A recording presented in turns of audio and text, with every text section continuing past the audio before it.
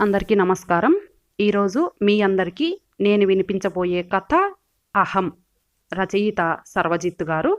ఇక కథలోకి వెళితే, బాగున్నావా? ఎదురుపడిన మనిషిని చూసి తడబడి క్షణం ఆలోచించి ఏకవచనంలో సంబోధించాలా, బహువచనంలోనా అని లిప్తకాలం సందేహించి చివరికి ఏకవచనంలోనే అడిగాడు సాకేత్, అనుకోకుండా తారసపడిన ఆమెను ఉద్దేశించి. క్షణంసేపు ఆమె కూడా అలానే అయ్యింది. తత్తరపాటు, ఉలికిపాటు, ఏదో చెప్పలేని కంగారు ఆమెను ఉక్కిరిబిక్కిరి చేశాయి. క్షణకాలం చిత్తరువులా నిలబడిపోయింది. ఒక్కసారిగా వడగాడ్పు వీచినట్లు ముఖం నిండా చెమట పట్టేసింది. జేబు రుమాలుతోనూ పమిట చెంగుతోనూ ముఖం తుడుచుకుంది. ఆమెనే చూస్తున్నాడు సాకేత్ సమాధానం కోసం అన్నట్లు. అభావంగా ఉంది అతడి ముఖం. మరెవరికీ తెలియని, కనిపించని ఒక నిర్వేదపు తెర లిప్తకాలం అతడి ముఖంలో ద్యోతకమై అంతలోనే మాయమైనట్లు ఆమెకు అనిపించింది. అతడి ప్రశ్నకు సమాధానం ఏం చెప్పాలో ఆమెకు వెంటనే స్ఫురించలేదు. అప్రయత్నంగానే అస్పష్టంగా తలూపింది. సాకేత్కి అర్థం కాలేదు. ఎక్కడుంటున్నావు? తన మొదటి ప్రశ్నకు సమాధానం కోసం ఎదురు చూడకుండా మరో ప్రశ్న వేశాడు. అది సభ్యత కోసమే అన్నట్లు. అతడి ప్రశ్నకు నవ్వుకుంది. అయితే నవ్వును బయటకి రానియలేదు. విశాఖలో చెప్పిందామె. సింహాచల స్వామిని దర్శించుకున్నాక గుడి బయటకి వచ్చి ఓసారి వెనక్కి తిరిగి నమస్కరిద్దామనుకుంటున్న సాకేత్కి ఆమె గుడిలో నుంచి వస్తూ ఎదురుపడింది. ఇద్దరూ మెట్లు దిగి కిందకొచ్చారు. అతడు ప్రసాదం కొనడానికి వెళుతూ ఆమె కేసి చూశాడు. నీకు కావాలా అన్నట్లు. తనని తెమ్మంటుందేమో అనుకున్నాడు. కానీ అతడితో ఆమె కూడా వచ్చింది ప్రసాదం కొనుక్కునేందుకు. మీరు ఎక్కడుంటున్నారు? ప్రసాదం కొనుక్కొని బయటకు వచ్చాక అడిగిందామె. అతడు సమాధానం చెప్పోలోగానే మళ్ళీ ఆమె అంది, మీరు ఇక్కడే ఉంటున్నారా అని. ఆ ప్రశ్నకి సాకేత్ ఆమె కేసి చూశాడు. ఆమె దృష్టి నడిచే దారి మీదనే ఉన్నా అతడు చెప్పే సమాధానం కోసమే ఎదురు చూస్తున్నట్లు అనిపించింది అతనికి. లేదు, హైదరాబాదులోనే చెప్పాడు. తర్వాత ఆమె ఏమీ మాట్లాడలేదు. ఇద్దరూ నడుచుకుంటూ వస్తుంటే అక్కడో హోటల్ కనిపించగానే సాకేత్ కాఫీ అని హోటల్లోకి దారి తీశాడు. మౌనంగా అతడిని అనుసరించిందామె. ఆ రోజు శనివారం కావడంతో ఓ మోస్తరు రద్దీగానే ఉంది ఆవరణ. హోటల్లో పిట్టగోడ వారగా ఉన్న చిన్న టేబుల్కి అటూ ఇటూ కుర్చీలున్న చోట కూర్చున్నారిద్దరు. ఇద్దరి మధ్య మాటల్లేవు. ఆమె చేతిగోళ్లు చూసుకుంటోంది. ఆమె గమనించకుండా ఆమెనే చూస్తున్నాడు సాకేత్. ఆమె కాస్త ఒళ్ళు చేసిందో చిక్కిందో అతడికి అర్థం కావడం లేదు. ముఖంలో మాత్రం ఇదివరకటి మెరుపు లేదనుకున్నాడు. మెడలో బంగారు గొలుసు, ముత్యాల హారము ఉన్నాయి. కుడిచేతి ఉంగరం వేలుకి అదే పుష్యరాగం రాయి పొదిగిన ఉంగరం ఉంది. ఆ చేతికే నల్ల బెల్ట్తో గోల్డ్ కలర్ వాచి ఉంది. ఇంతలో వెయిటర్ వచ్చాడు. అల్లం, పచ్చిమిర్చి బాగా వేసి పెసరట్లు 2 అని చెప్పాడు సాకేత్. ఆ మాటకి చురుక్కున చూసిందామె తలెత్తి అతడి వైపు. అంత కారం కారంగా పెసరట్టు తిని ఆ వెంటనే వేడివేడిగా టీ తాగడం ఆమెకిష్టం. సాకేత్ అభావంగా ఉన్నాడు. క్షణంసేపు అతడిని అలానే చూసిందామె. అతడి ముఖంలోనూ ఇదివరకటి మెరుపు కనిపించలేదు ఆమెకు. మనిషి నలిగినట్లున్నాడు. ఇందాకటి నుంచి ఆమె సరిగా గమనించలేదు. ఇప్పుడు అతడిని అలా చూసేసరికి అప్రయత్నంగా ఆమె మనసు చివుక్కుమంది. కనుకొలకులు చెమ్మగిల్లినట్లు కూడా అనిపించింది. ముఖం తుడుచుకుంటున్నట్లుగా కర్చీప్తో కళ్ళు తుడుచుకుంది. అదేం గమనించలేదతడు. హోటల్ అంతా కలయ చూస్తున్నాడు. ఆమె కనిపించడమే అతడికో హఠాత్ పరిణామం. పైగా తను పిలవగానే ఏ బెట్టు చేయకుండా ఇలా కాఫీకి రావడం మరో ఆశ్చర్యకర పరిణామం. ఆర్డర్ చేసిన పెసరట్లు వచ్చాయి. కారంగా వేడిగా తింటుంటే సాకేత్కి కళ్ళల్లో నీళ్లు తిరిగాయి. 2 సార్లు కళ్ళు తుడుచుకున్నాడు. అతడి అవస్థ చూసి ఆమెకు నవ్వొచ్చింది. కానీ నవ్వుని పైకి రానివ్వలేదు. అదయ్యాక బాగా వేడిగా ఉండాలని చాయ్ చెప్పాడు సాకేత్. చాయ్ తాగుతున్నప్పుడు నోరు మండి మళ్ళీ అతడికి కన్నీళ్ళొచ్చాయి. ఈసారి ఆమె నవ్వు దాచుకోలేకపోయింది. అతడికి కనిపించకుండా కర్చీఫ్ను అడ్డం పెట్టుకుంది. టీ తాగాక కౌంటర్ దగ్గరకొచ్చి ఆమె బిల్లు చెల్లించబోతుంటే వారించి అతడే చెల్లించాడు. హోటల్ నుంచి ఇద్దరూ బయటకొచ్చారు. వచ్చాక బై చెప్పి వెళ్ళిపోవాలా అని ఇద్దరూ లోలోపల తీవ్ర తర్జనభర్జన పడుతున్నారు. వాళ్ళకి 50 గజాల దూరంలో బస్సులు ఆగి ఉన్నాయి. అటుకేసి చూశాడు సాకేత్. ఆమె మాత్రం అతడినే చూస్తోంది. ఇద్దరిలో ఏం చెయ్యాలో తోచని సందిగ్ధం. ఏం మాట్లాడాలో కూడా తెలియని పరిస్థితి. మీరు సిటీకి ఎప్పుడొచ్చారు? ఆ పరిస్థితిని భరించలేక, మౌనాన్ని తట్టుకోలేక అన్నట్లు అడిగిందామె. మొన్న నైట్ వచ్చాను. నిన్న మార్నింగు రిలేటివ్స్ ఇంట్లో పెళ్ళికి వచ్చాను. నిన్నంతా ఆ హడావిడి సరిపోయింది చెప్పాడు ఆమె వైపు తిరిగి. ఇక్కడున్న బంధువులెవరు? ఓ ప్రశ్న, క్షణంసేపు ఆలోచన ఆమెను కదిలించాయి. బస్సు ఎక్కి ఎవరి దారిన వారు వెళ్ళిపోవడమేనా అనుకున్నారిద్దరూ. హైదరాబాదు వెళ్ళడానికి అతడి ట్రైను రాత్రి 9:30కి. అప్పుడు సమయం ఉదయం 10 గంటలు కావస్తోంది. ఇంకాసేపటిలో ఎవరి దారిన వారు వెళ్ళిపోతాం. ఆ ఆలోచన రాగానే ఇద్దరి మనసులు భారమయ్యాయి. కైలాసగిరి ఇక్కడికెంత దూరం? చటుక్కున అడిగాడు సాకేత్. చెప్పిందామె. వారికెదురుగా ఉన్న బస్సు కైలాసగిరికి వెళ్ళేదే. బై అనాలో వెళుతున్నా అనాలో తెలియక ఆమె వైపు ఒకసారి చూసి బస్సు ఎక్కాడు సాకేత్. ఆమె తల వంచుకుంది. కొద్ది క్షణాలు నిర్వికారంగా నిల్చుండిపోయింది. బస్సులో కిటికీ పక్క సీట్లో కూర్చున్న సాకేత్ ఆమెనే చూస్తున్నాడు.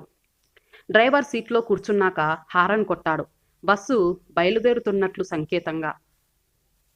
ఆమె చటుక్కున బస్సు ఎక్కింది. సాకేత్ ఆశ్చర్యపోయాడు. ఆ వెంటనే సంబరపడిపోయాడు. తన పక్కన కూర్చున్న అతడిని లేపి మరో చోటికి వెళ్ళమందామా అనుకుంటూ ఉంటే ఆమె అటువైపు ఆడవారి సీట్లో కూర్చుంది. అంతలోనే సర్దుకొని ఆమె ఉండేది ఈ రూట్లోనేనేమో అనుకున్నాడు సాకేత్. అలా అనుకున్నాక ఇందాకటి సంబరం కాస్త నీరు కారిపోయినట్లనిపించింది. మరో 5 నిమిషాలకు బస్సు బయలుదేరింది. ఇంతలో కండక్టర్ టికెట్లు ఇస్తూ వచ్చాడు. టిక్కెట్లు ఆమె తీసుకుంది. తీసుకున్నాను అన్నట్లు టికెట్లు సాకేత్కి చూపించింది. హోటల్ బిల్లు తను ఇచ్చాడు. బస్సు టికెట్లు ఆమె తీసుకుంది. చెల్లుకు చెల్లు అన్నమాట అని నవ్వుకున్నాడు. ఆమెకేసి చూశాడు. ఎటో చూస్తోంది. పైగా బస్సు నిండిపోవడంతో సరిగా కనిపించడం లేదు. బస్సు అక్కడక్కడా ఆగుతోంది. ఎక్కే జనం దిగే జనంతో సందడిగా ఉంది. సాకేత్కి అదేమీ పట్టడం లేదు. ఆలోచనలు. మళ్ళీ అంతలోనే బుర్ర ఖాళీగా అయిపోతోంది. మధ్య మధ్యలో ఆమెను చూస్తూనే ఉన్నాడు. అలా చూస్తున్నప్పుడు 4-5 సార్లు ఇద్దరి చూపులు కలుసుకున్నాయి. ఆమెలోనూ ఆలోచనా ప్రవాహం రేగుతూనే ఉంది.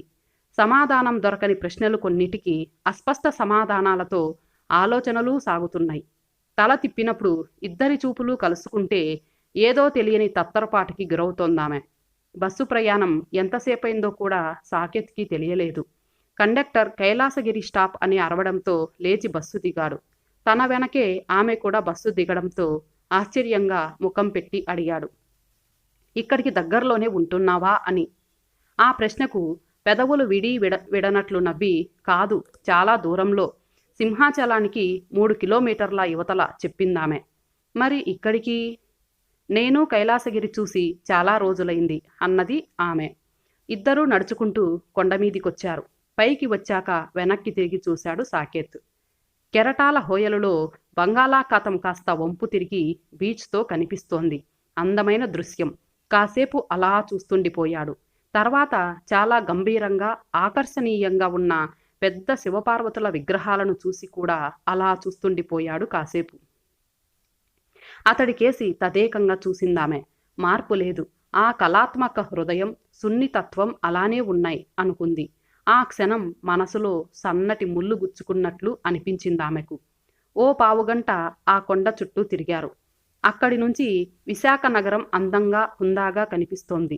తర్వాత ఓ చెట్టు కింద సిమెంట్ బెంచీ మీద కూర్చున్నారిద్దరూ. ఆమెను చాలా విషయాలు అడగాలని ఉంది అతనికి. అతను ఏదైనా అడిగితే బాగుంటుంది అనుకుంటుంది ఆమె కూడా. నువ్వు ఎన్నాళ్ళైంది ఇక్కడికి ట్రాన్స్ఫర్ అయ్యి? అతడు క్షణం ఆగి అడిగాడు. అవలేదు, చేయించుకున్నాను. 8 నెలలైంది అతడినే చూస్తూ చెప్పిందామె. అంటే దాదాపుగా 10 నెలలుగా ఎడబాటు మనసులో లెక్కగట్టుకున్నాడు సాకేత్. అతడికి చాలా మాట్లాడాలని ఉంది. ఎలా మొదలు పెట్టాలో, ఏ విషయం అడగాలో నిర్ధారించుకోలేక తర్జన భర్జన పడుతున్నాడు. గుడిలో కనిపించినంత మాత్రాన తనతో హోటల్కి రావడం, తను కైలాసగిరి ఎంత దూరం అని అడిగితే తనతో ఇక్కడికి రావడం, తనంటే ఇష్టం లేకపోతే ఎందుకొస్తుంది? హలో అంటే హలో అని పలకరించి వెళ్ళిపోవచ్చుగా. తనతో ఏదైనా మాట్లాడాలని అనుకుంటోందా? అంత మాట్లాడాలనుకుంటే సెల్ఫోన్లున్నాయి కదా. ఫోన్లో అయితే మనిషి ఎదురుగా లేకపోతే ఏమైనా ఎన్నైనా మాట్లాడవచ్చు. మొహమాటాల వంటి బెరుకు ఉండదుగా. అతడి మెదడులో ఆలోచనలు సుడులు తిరుగుతున్నాయి. అతడి అవస్థ ఆమె గ్రహించింది. ఏదో చెప్పాలనుకుంటున్నాడు, చెప్పలేకపోతున్నాడు అనుకుంది. అతడి ఆలోచనలకు బ్రేకు వేస్తున్నట్లు అడిగిందామె. అంతా బాగున్నారా అని. బాగున్నారు. అమ్మకి ఈ మధ్య బీపీ కంట్రోల్ అవ్వడం లేదు నిర్వీకారంగా చెప్పాడు. అతడి తల్లి అయినదానికి కానిదానికి ఊరికే హడాబుడి పడిపోతుందని ఆమెకు తెలుసు. దానికి తోడు నోటి దురుసు కూడా ఉంది. అవతలివారు ఏమనుకుంటారోనని చూడకుండా గబుక్కున మాట అనేస్తుంది. ఆ మాటే అందామని నోటిదాకా వచ్చింది ఆమెకు. కానీ అనలేదు. మౌనంగా ఉండిపోయింది. ఆమె తత్వం నీకు తెలియంది కాదు. నోటి దురుసు మనిషి స్వగతంలా అన్నాడు సాకేత్. ఆ మాటకి చురుక్కున అతడి ముఖంలోకి చూసిందామె. ఆమె చూపులు తనను నిలదీస్తున్నట్లు, ప్రశ్నిస్తున్నట్లు అనిపించి ముఖం పక్కకి తిప్పుకున్నాడు. కాసేపు అటూ ఇటూ చూశాడు. ఆమె అతడినే గమనిస్తోంది.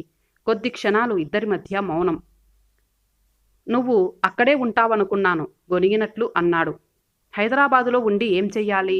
నా గురించి పట్టించుకునేవారు లేనప్పుడు అక్కడున్న 2 నెలల్లో ఒక్కసారైనా నన్ను చూడ్డానికి మీరొచ్చారా? వస్తారని ఎదురుచూశాను. మీరు వచ్చి ఉంటే జీవితం మరోలా ఉండేదేమో అన్నదామె స్థిరంగా. సాకేత్ ఏమీ మాట్లాడలేదు. ఆమె అన్న మాటల్లో నిజం ఉంది. కానీ ఆనాడు తనని అహం ఆవహించింది. వెర్రి అహం. వైరుధ్యాలకి వైషమ్యాలకి తప్ప ఎందుకు పనికిరాని అహం. నేను ఆవేశపడ్డాను, కాదనను. కానీ రాముడు మంచి బాలుడు అనుకున్న మీరేం చేశారు? అడిగిందామె. ఆ ప్రశ్నకి అతడి దగ్గర సమాధానం లేదు. మౌనంగా ఉండిపోయాడు.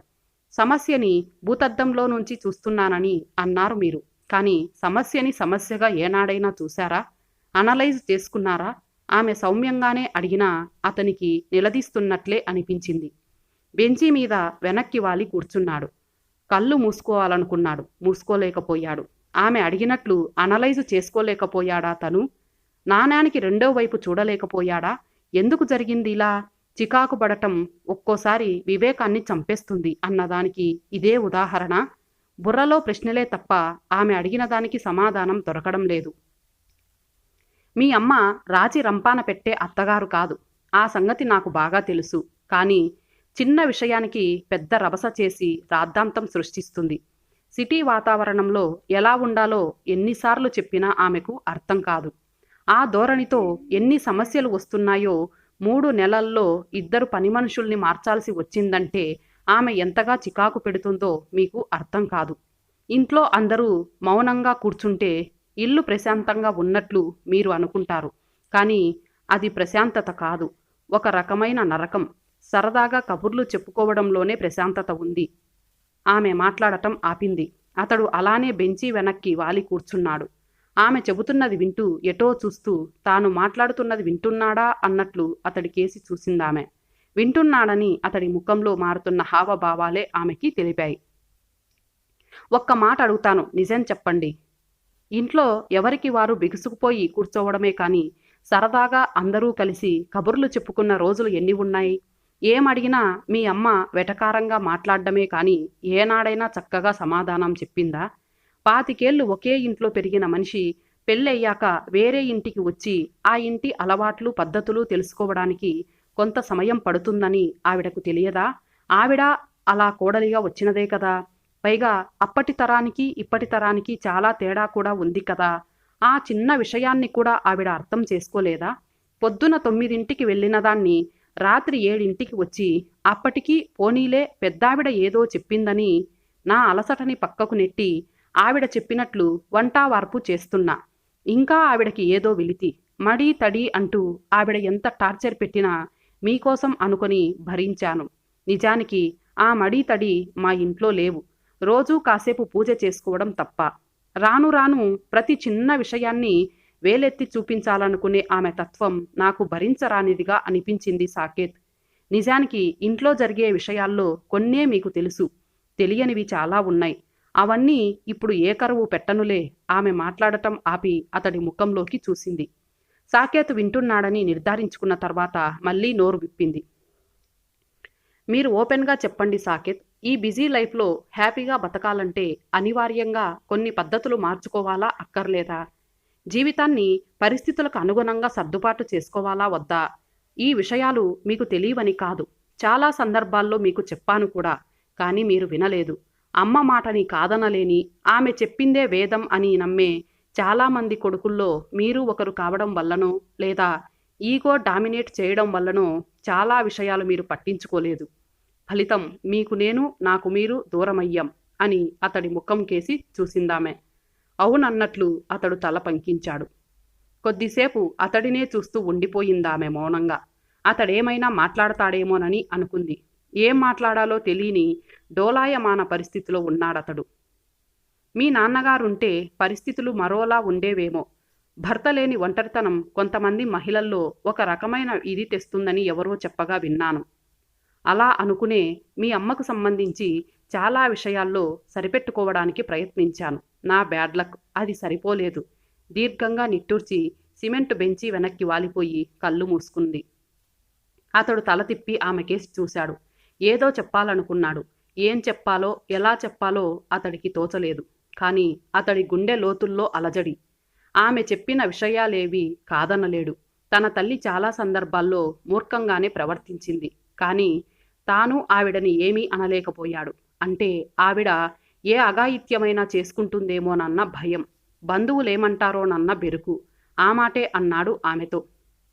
నువ్వు చెప్పినవన్నీ నిజమే గాయత్రి, కాదనను. కానీ ఆవిడను అదుపు చేయడానికి నేనేమన్నా ప్రయత్నిస్తే పరిస్థితి మరింత చండాలంగా తయారవుతుందని, తనను మీరు ఏమీ అనలేరన్న ధీమా కూడా మీ అమ్మలో బాగా ఉంది సాకేత్ అని అతడి ముఖంలోకి చూసిందామె. అవునన్నట్లు తలూపాడు సాకేత్. మీ మేనత్తగారు ఓసారి చెప్పారు, మీ అమ్మ ఇలాగే మీ నాన్నగారిని కూడా వేధించుకు తినేదట కదా అడిగింది గాయత్రి. అతడు సమాధానం చెప్పలేకపోయాడు. కొందరు చాలా విచిత్రంగా ఉంటారు. వాళ్ళు సుఖపడరు, ఎదుటివారిని సుఖపడనివ్వరు. ఆమె అన్న మాటకి అతడు ఏ విధంగానూ ప్రతిస్పందించలేదు. మౌనంగా ఉండిపోయాడు, అర్ధాంగీకారం అన్నట్లు. నేను ఆ రోజుల్లో మడులు తడులు ఆచారాలు అంటూ కష్టపడ్డాను కాబట్టి వీళ్ళు కష్టపడాలి అనే ఓ రకమైన శాడిస్టిక్ నేచర్ అది. ఆ రకమైన మానియా గురించి కూడా నేను పట్టించుకోలేదు సాకేత్. సరిపెట్టుకున్నాను. కానీ గుండెకు బలమైన గాయం చేసే మాటలు అన్నప్పుడు మాత్రం నేనింక భరించలేకపోయాను. మీ అమ్మ అంత దారుణంగా అసభ్యంగా మాట్లాడుతుందని నేనెప్పుడూ అనుకోలేదు. ఆ మాటకి ఆమెకేసి చూశాడు సాకేత్. ఎస్ సాకేత్. ఏంటా మాటలు తటపటాయిస్తూనే అడిగాడు. ఎందుకంటే తల్లి విషయం తనకి బాగా తెలుసు కనుక ఆమె వెంటనే సమాధానం చెప్పలేదు. కనతలు నొక్కుకొని కళ్ళు మూసుకుంది. పెళ్ళై 1.5 ఏడాదిన్నరైంది. ఓ పిల్లా పీచు లేదు. అసలు వాడితో కాపురం చేస్తున్నావా? అందం తరిగిపోతుందని దూరం పెడుతున్నావా అన్నది ఓ రోజు. ఏం చెప్పను నేను, అసలు ఏం చెప్పాలి నేను నిర్వికారంగా అన్నదామె. మొగుడి పక్కలో పడుకుంటున్నావు, నల్లపూసల దండ వేసుకోవాలని తెలియదా అని అడిగిందో రోజు. నేను షాక్ అయ్యాను. ఈ రోజుల్లో జాబ్ చేసేవారిలో చాలామంది మెడలో ఎక్కువగా నగా నట్ర వేసుకోవడం లేదు. సింపుల్గా సూత్రం గొలుసు తప్ప. ఒకదానికొకటి సంబంధం లేకుండా అడిగిన ప్రశ్నకి నేను సమాధానం చెప్పలేదు. ఆమె రెట్టించింది. దాంతో ఆ రోజు మాట పెరిగింది. సందర్భం లేని ఎక్కడెక్కడి విషయాలో తవ్వి తీసింది. మన పెళ్లిలో తనకి మారు వడ్డించలేదని ఏవేవో చెప్పి నానాయాగి చేసింది. నేను ఇక్కడ ఉండటం మీకు ఇష్టం లేదు, వెళ్ళిపోతాను అంటూ మీ అమ్మ రాద్ధాంతం చేసి పెట్టేసి పట్టుకొని బయలుదేరుతుంటే ఇక ఆవేశం పట్టలేక నేనే వెళ్ళిపోతానని అన్నాను. సూట్ కేస్ తీసుకుని నేనే వెళ్ళిపోయాను. ప్రేక్షకుడిలా చూస్తుండిపోయారు మీరు. మా ఫ్రెండ్ ఇంటికి వెళ్ళాను. మర్నాడు ఆ మర్నాడు మరో 2 రోజులకైనా మీరు వస్తారని చూశాను. మీరు రాలేదు. వారం పోయాక మీరు ఆఫీస్కి ఫోన్ చేశారు. నాకు మాట్లాడాలనిపించలేదు. రోజులు గడిచాయి. దూరం పెరిగింది. కళ్ళు తుడుచుకుంది గాయత్రి. సారీ గాయత్రి, అప్పుడు నేను చాలా తప్పు చేశాను. నువ్వు వెళ్లకుండా అడ్డుకోవలసింది. 2 రోజులాగితే ఆవేశం తగ్గి నువ్వే వస్తావనుకున్నానే కానీ ఇంతగా దూరం పెరిగిపోతుందని ఊహించలేదు. 3వ రోజుకే అమ్మకి ఆవేశం తగ్గింది. 5, 6 రోజులు పోయాక అంది, అది ఎక్కడుందో వెళ్ళి తీసుకురారా అని. అప్పుడే మీ ఆఫీస్కి ఫోన్ చేశాను. నువ్వు మాట్లాడలేదు. నీకు ఇంకా కోపం తగ్గలేదనుకున్నాను. కానీ ఇందాక నువ్వన్నావే ఈగో, అదే నన్ను మూర్ఖుడిని చేసింది. నువ్వన్నట్లు నేనెప్పుడు ఏం జరుగుతుందో అనలైజ్ చేసుకోలేకపోయాను. ఈగో, ద బ్యాడ్ ఈగో, గుండెల్లోంచి తన్నుకొచ్చిన బాధతో అన్నాడు సాకేత్. ఆమె తలూపింది. నువ్వు ఇక్కడికి ట్రాన్స్ఫర్ చేయించుకున్నావని నాకు తెలుసు. మీ ఫ్రెండ్ భాగ్యం గారు చెప్పారు. నిజానికి ఇక్కడ నాకు ఏ ఫంక్షను లేదు. నీకోసమే వచ్చాను. ఈ ఉదయం సింహాచల స్వామి దర్శనం చేసుకుని మీ ఆఫీస్కు వద్దామనుకుంటున్నాను. అదృష్టం నువ్వే కనిపించావు. ఇన్నాళ్ళ కనిపించిందా నన్ను చూడాలని అతడి కళ్ళల్లోకి చూస్తూ అడిగింది గాయత్రి. అలా అనుకోవద్దు గాయత్రి. కొన్నాళ్ళు అమ్మ బింకంగానే ఉంది. తర్వాత ఆమెలో మార్పు వచ్చింది.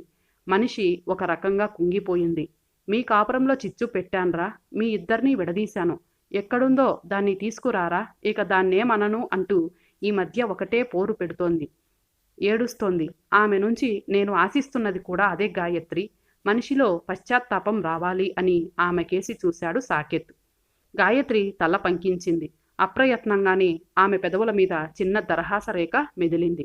వచ్చేయ్ గాయత్రి, ఇక నీకు ఏ కష్టం రానివ్వను, ప్రామిస్ అన్నాడు ఆమె చేతులు అందుకొని లాలనగా సాకేత్. ఆమె కళ్ళ నుండి నీళ్లు జలజలా రాలాయి. ఆర్తిగా అతడిని అల్లుకుపోయింది. ఇంతటితో ఈ కథ సమాప్తం. మళ్ళీ మరొక మంచి కథతో కలుద్దాం. అంతవరకు సెలవు. నమస్తే.